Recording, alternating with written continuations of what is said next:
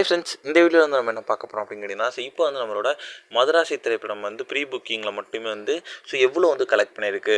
அந்த ஒரு விஷயத்தை பற்றி அந்த வீடியோ டீட்டெயிலாக பேச போகிறோம்.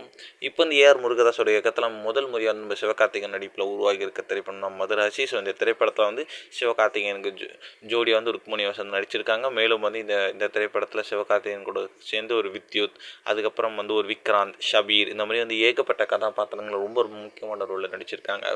அனிருத் இசையமைக்கிற இந்த திரைப்படம் வந்து வருகிற 5ஆம் தேதி உலகமெங்கும் வந்து பிரம்மாண்டமாக ரிலீஸ் ஆக போகிறது.